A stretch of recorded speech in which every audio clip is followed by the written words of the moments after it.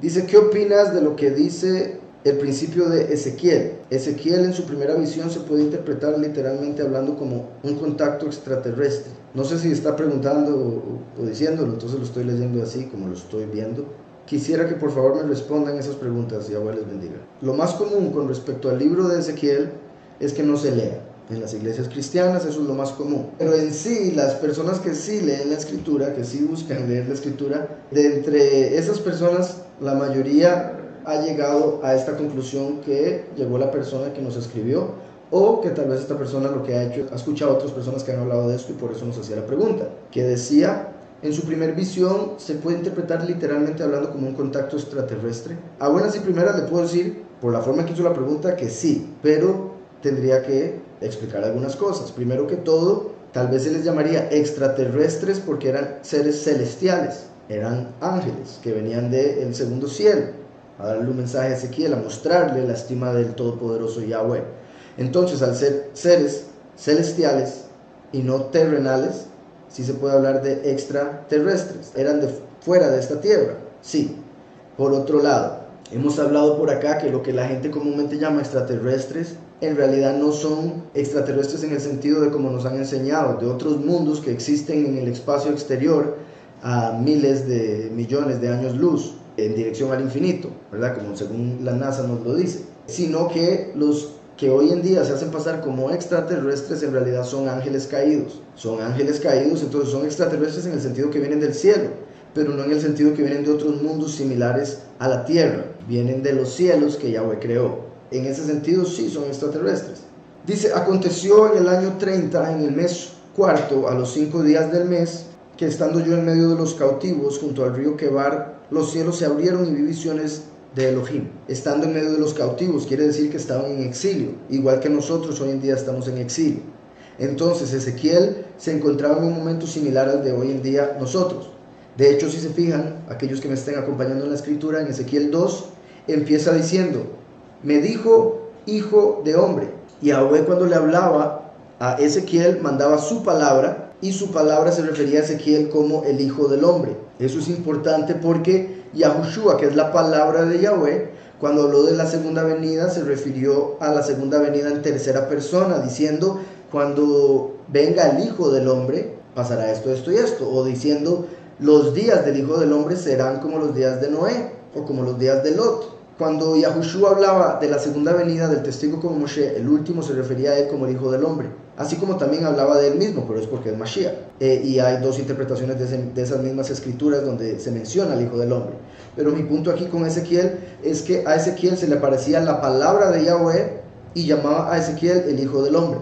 Entonces representa al hijo de Yahweh, Yahushua, manifestándose al último, el hijo del hombre, para que cumpla su misión. Entonces, ahora que leemos en el primer capítulo de Ezequiel, vemos que dice que estaba entre los cautivos, en exilio, igual que nosotros ahorita en este momento nos encontramos en un exilio, entre las naciones.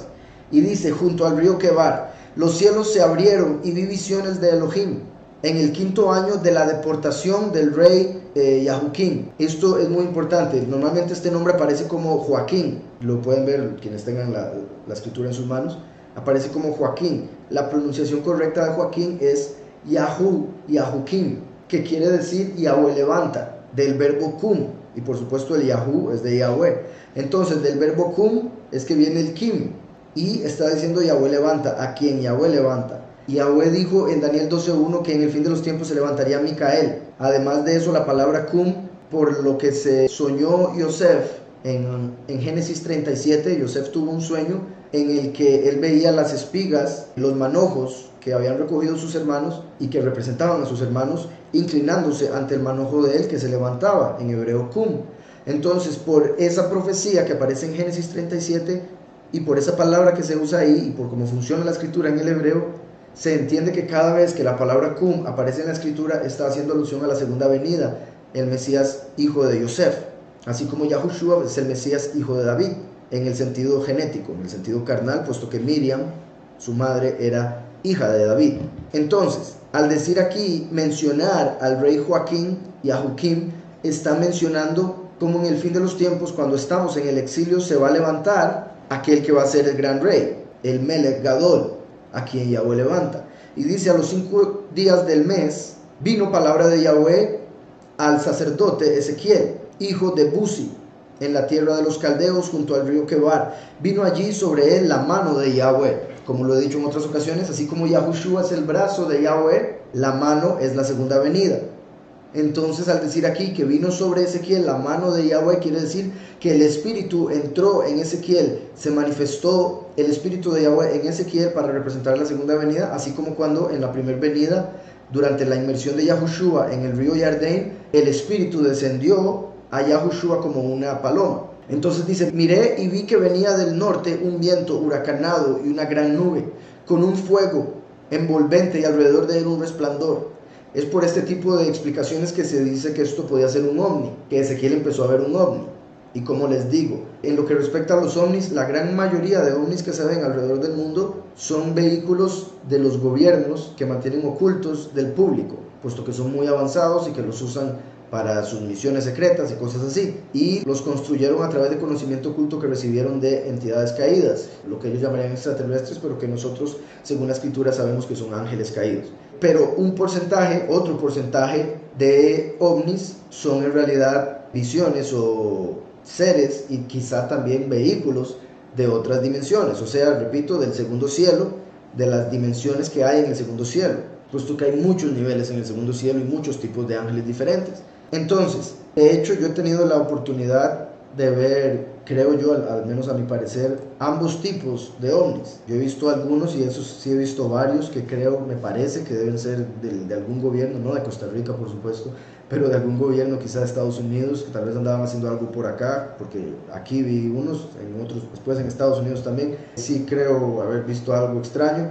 Y aquí en Costa Rica, en Guanacaste, una vez me tocó ver algo que no podía explicar con las leyes de la física o las leyes de este mundo en el que estamos, y por eso fue que entendí que era un vehículo o algo diferente a lo que había visto en el pasado. Pero bueno, entonces dice: en medio del fuego algo semejante al bronce refulgente. El bronce refulgente. El bronce representa, entre los reinos que han controlado este mundo, representa el reino de Grecia. Está conectado con Grecia. Y así como Grecia se metió en la religión y metió un montón de títulos y nombres falsos, la escritura comúnmente también relaciona la segunda venida con el bronce.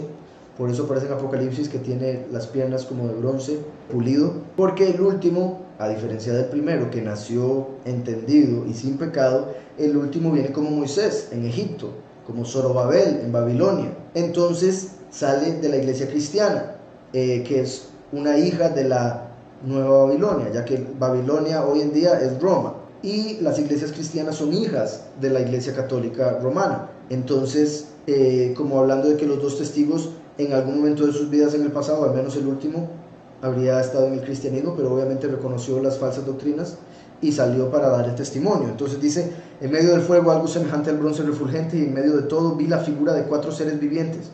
Era esta su apariencia. Había en ellos un parecido a seres humanos. Cada uno tenía 4 caras y 4 alas. Sus piernas eran rectas y las plantas de sus pies como pezuñas de becerro que centellaban a manera de bronce muy bruñido. Debajo de sus alas, a sus 4 lados, tenían manos humanas. Sus caras y sus alas estaban por los 4 lados. Con las alas se juntaban el uno al otro, no se volvían cuando andaban, sino que cada uno caminaba derecho hacia adelante. Está hablando de 4 criaturas vivientes. Aquí a Ezequiel se le está mostrando una imagen del trono de Yahweh, de la estima de Yahweh. Curiosamente, en Apocalipsis vemos que cuando Yahuhanán, conocido como Juan, ve el trono de Yahweh, hay 4 seres vivientes alrededor del trono, con 4 caras diferentes, como estamos por verlo aquí igualmente. Estos 4 seres representan los 4 ángulos de la tierra, de los cuales habla la escritura constantemente, que hay un ángel en cada uno de los ángulos de la tierra. Y aquí empiezo con esa interpretación que les decía, tan nueva. Si la escritura habla que la tierra tiene ángulos, nos empieza a hablar de la forma de la tierra, de la forma que tiene la tierra. Y si algunas de las personas que me escuchan no acostumbran meterse en la internet a investigar todo de lo que se está hablando hoy en día, uno de los temas que se está hablando muchísimo, aunque no lo crean, es con respecto a la forma de la tierra. Hay muchas personas que ya han llegado a darse cuenta del montón de mentiras que nos han enseñado desde que éramos niños y desde hace décadas antes de que hubiésemos nacido algunos de nosotros. como por ejemplo el hecho de que el hombre nunca fue a la luna, y eso es una mentira, y eso entre otras cosas, para que vayan atando cabos, porque no voy a hablar todos los detalles en este momento, simplemente espero me sigan en sus casas y conecten los puntos con lo que ya hemos hablado por acá. Entonces habla de 4 ángeles, representan los 4 ángulos de la tierra. Eso hace alusión a un cuadrado. Primero que todo, la escritura nos dice que Yahweh se encuentra sobre el círculo de la tierra, y eso mucha gente lo usa para decir, ahí está, que la tierra es una esfera, pero en realidad un círculo es una figura bidimensional, una esfera es una figura tridimensional, una esfera es una bola. La escritura menciona, en un lugar menciona esferas, en otro lugar menciona círculos. O sea, la escritura diferencia una esfera, una bola, de un círculo. Y cuando la escritura habla de que Yahweh está sobre la tierra, se refiere a la tierra como el círculo de la tierra. Entonces hay un círculo en el medio de un cuadrado donde están los 4 ángulos de la tierra. Y yo sé que a los 4 ángulos de la tierra comúnmente se le dice que representan los 4 puntos cardinales, pero no estamos hablando de 4 direcciones, sino estamos hablando de 4 ángulos, y ángulo hace alusión a esquina. Una esfera no tiene esquinas, y una esfera no es un círculo. Entonces cuando Yahweh dice que Él está sobre el círculo de la tierra y que los habitantes son como langostas, está hablando de que Él nos ve, por verlo de alguna manera física, como si estuviese sentado sobre el cielo, puesto que está escrito que los cielos son el trono de Yahweh y la tierra es su estrado, el estrado de sus pies. Entonces, el cielo, que es donde está el firmamento, es el trono de Yahweh, sería donde Él está sentado. Por eso es que Él vuelve a ver para abajo, como nos dice la escritura, en una manera simbólica, y todos los hombres son diminutos, se ven súper pequeños, pero todos los hombres se pueden ver al mismo tiempo, lo cual no se podría dar si fuese una esfera, porque habrían hombres alrededor por todo lado, y si uno está de un lado no podría verlos del otro lado, y ese, repito, es un tema para otro día. Pero entonces Él está sobre el círculo de la tierra. La escritura dice que el cielo es el trono y la tierra el estrado de sus pies. Entonces Él está sentado en el cielo. El cielo es su trono. Y todo esto que estoy diciendo es para que conectemos algo muy poderoso que el Padre me reveló de este capítulo y que quiero aprovechar para enseñarlo ahorita. Aquí no solo se le está enseñando una visión de la estima de Yahweh. La estima de Yahweh es una imagen del trono de Yahweh. Y como la escritura nos dice que el trono de Yahweh es el cielo, entonces se nos está mostrando una imagen de la creación misma. Porque cuando uno ve a un rey sentado en el trono, también puede ver el estrado. Entonces a Ezequiel se le está mostrando una imagen del trono de Yahweh y el estrado de sus pies. La escritura dice que el trono de Yahweh y el estrado de los pies del Todopoderoso son el cielo y la tierra. Entonces a Ezequiel, en este momento tan particular, y que se repite en Ezequiel 10, en otro momento, se le está mostrando la creación misma, se le está mostrando cómo es el cielo y cómo es la tierra. Entonces dice, el aspecto de sus caras era como una cara de hombre. Igual sucede con los seres vivientes que están alrededor del trono de Yahweh en Apocalipsis 4. La cara de hombre representa a Yahushua como el Hijo del Hombre, representa a Yahushua manifestándose como un hombre, y se conecta con el libro de Lucas, con el Evangelio de Lucas, donde se habla de Yahushua como un ser humano, para que todo ser humano se pueda identificar con lo que ahí dice. Después dice, y una cara de león al lado derecho de los 4. El león representa el león de Yahudá, representa a Yahushua como el rey de Israel, el rey del mundo, de la creación, y está conectado con el libro de Mateo, donde aparece Yahushua como un rey, para que cualquier persona que tenga autoridad en este mundo pueda identificarse con el Mesías a través de ese libro. Dice, y como una cara de buey a la izquierda de los 4. La cara de becerro o de buey, como se traduce en algunas escrituras, representa a Yahushua o al Mesías como un siervo. En sí, estos 4 seres representan al Mesías, tanto al primero como al último. En el caso del becerro, representa al Mesías como un siervo, y está conectado con el libro de Marcos, el Evangelio de Marcos, donde se muestra a Yahushua el Mesías como el siervo de Yahweh, para que cualquier persona que sea un siervo pueda identificarse con el Mesías a través de ese libro. En ese libro se habla de qué es lo que hay que hacer, sin explicar cómo se le habla a los siervos o cómo se le hablaba a los esclavos. Dice, además los 4 tenían una cara de águila. Los 4 tenían una cara de águila. El águila representa al Mesías como el enviado de Yahweh. Es el nivel más elevado de interpretación, puesto que las águilas vuelan muy alto. En los libros, los evangelios, está conectado con el libro de Yahuhanán, que necesita un nivel de interpretación más elevado, y está escrito hablando de Yahushua como el enviado de Yahweh, como el ángel, el malach de Yahweh. Dice el verso 11, así eran sus caras, cada uno tenía 2 alas extendidas por encima, las cuales se tocaban entre sí, y con las otras 2 cubrían sus cuerpos. Cada uno caminaba derecho hacia adelante, hacia donde el espíritu los llevaba. Ellos iban y no se volvían al andar. En cuanto a la semejanza de los seres vivientes, su aspecto era como de carbones de fuego encendidos. Parecían antorchas encendidas que se movían entre los seres vivientes. El fuego resplandecía y de él salían relámpagos. Por este tipo de cosas que explica Ezequiel, es que algunas personas también deducen lo de los extraterrestres pensando en ovnis, con las luces que resplandecen por todo lado, como si fuera fuego, puesto que en ese tiempo, al no conocer las luces eléctricas, Ezequiel no podría explicar lo que serían un montón de luces como las que se dicen ver cuando hay esas experiencias. Ahora, que quede claro, yo no estoy diciendo que eso es exactamente lo que estaba pasando, simplemente estoy dando el punto de vista de esas personas que sí lo predican. Mientras yo miraba a los seres vivientes, he aquí una rueda sobre el suelo junto a los seres vivientes, a los 4 lados. El aspecto de las ruedas y su estructura era semejante al color del crisólito.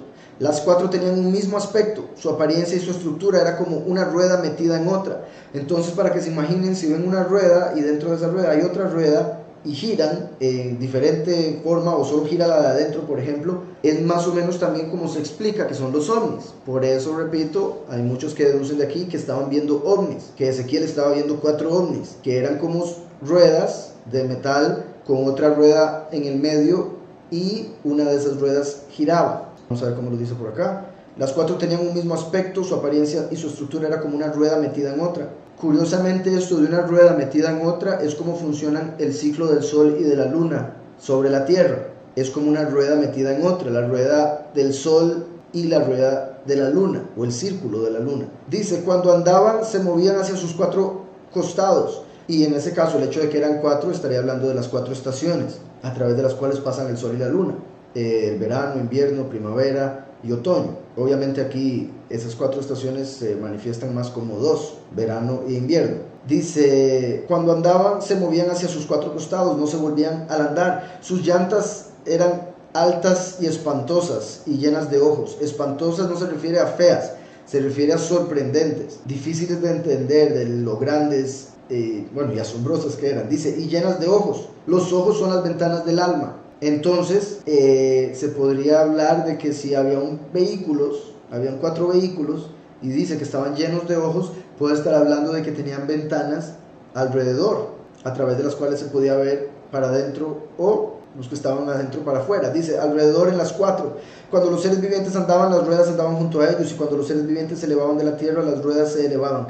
Hacia donde el espíritu las llevaba, ellas iban. Hacia donde las llevaba el espíritu, las ruedas también se elevaban tras ellos, porque el espíritu de los seres vivientes estaba en las ruedas. Cuando ellos andaban ellas, y cuando ellos se detenían ellas. Asimismo, cuando se elevaban de la tierra, las ruedas se elevaban tras ellos. Entonces había un espíritu que estaba conectando a las criaturas con las ruedas. Entonces estas ruedas se movían por la voluntad de estas criaturas, de estos ángeles. Había una conexión entre los ángeles y las ruedas. Esto mostraría en cierta forma, con esa misma interpretación de los ovnis, de que los ángeles caídos que se manifiestan como ovnis, esos ovnis que las personas ven, de alguna manera están conectados con los ángeles caídos, o con esas criaturas, con esos seres, esos entes que se hacen pasar por extraterrestres. Dice, porque el espíritu de los seres vivientes estaba en las ruedas. Sobre las cabezas de los seres vivientes había como una bóveda. Es aquí donde se pone todavía más interesante. Sobre la cabeza de los seres vivientes. Entonces recuerden que habían uno en cada ángulo, representando cada ángulo de la tierra, y sobre las cabezas de los seres vivientes una bóveda. Esta bóveda en hebreo es raquiyá, que es la misma palabra que aparece en Génesis cuando Yahweh crea el firmamento, y dice que lo hizo como una bóveda, como de metal, que es tan pulido que funciona casi como un espejo. Pero en sí el punto al que voy es que el firmamento no es como nos lo han enseñado, que es transparente, que es simplemente una atmósfera, sino que la escritura nos habla de que hay una capa dura que él creó en el inicio, llamado el firmamento. Y de hecho ya hasta la misma NASA ha cometido el error de afirmar que sí existe. Varias personas yo he visto hablando al respecto, algunos de la NASA, otros no, pero que se les ha salido que esto es así.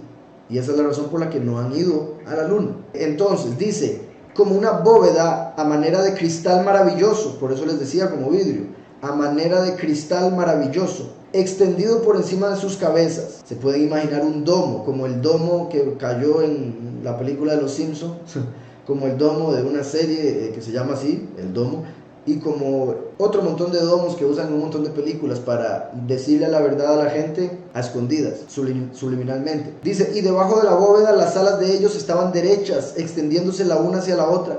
Cada uno tenía 2 alas que cubrían su cuerpo. Oí el sonido de sus alas cuando andaban, eran como el sonido de muchas aguas, como la voz del Omnipotente, como el ruido de una muchedumbre, como el ruido de un ejército. Cuando se detenían bajaban sus alas, y cuando se detenían y bajaban sus alas se oía una voz de encima de la bóveda. Encima de la bóveda. Si la bóveda es el firmamento, literalmente, la misma palabra en hebreo, debajo del firmamento estaría la tierra. Por eso es que los 4 ángulos estaban bajo el domo o bajo la bóveda, puesto que estos 4 ángeles representan los 4 ángulos de la tierra, no del cielo. Entonces, la bóveda sería el firmamento, debajo de la bóveda sería la tierra y encima de la bóveda sería el cielo. La bóveda misma, al ser el firmamento, sería el trono de Yahweh. Por eso es que dice, como la voz del Omnipotente. Era como un sonido de muchas aguas, como la voz del Omnipotente. Por un lado, esto de la voz del Omnipotente es importante porque en hebreo el Omnipotente es Shaddai. Shaddai está conectado con Jacob, el hijo de Yitzhak. Y el título Shaddai, al estar conectado con Jacob, estaba conectado con la segunda venida, con el último, el hijo del hombre. Es interesante esto porque dice la voz del Omnipotente, la voz del Shaddai. Voz también está conectado con el último, así como Yahushua, la primera manifestación del Padre en la tierra, es la palabra. Una cosa es la palabra, otra cosa es la voz. El primero es la palabra, el último es la voz. El primero es la esencia, la luz. El último es la manifestación física, el fuego, por ejemplo. Entonces, dice, era como el sonido de muchas aguas, como la voz del Omnipotente, como el ruido de una muchedumbre, como el ruido de un ejército.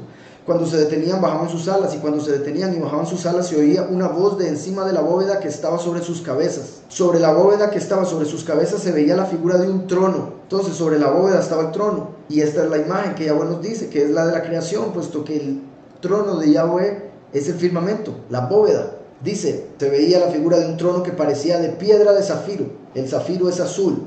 Entonces, el trono parecía de piedra de zafiro porque quiere decir que era azul. ¿Por qué? Porque representa el cielo. El cielo que vemos es azul. Entonces, por eso el trono era de zafiro. Y sobre la figura del trono había una semejanza, como está escrito que el hombre fue hecho imagen y semejanza. Entonces, eso quiere decir que no era Yahweh mismo en el trono, sino que era algo que se asemejaba a, para que Ezequiel pudiese entender lo invisible, lo espiritual. Entonces era un ángel enviado por Yahweh para representarlo, por eso dice una semejanza.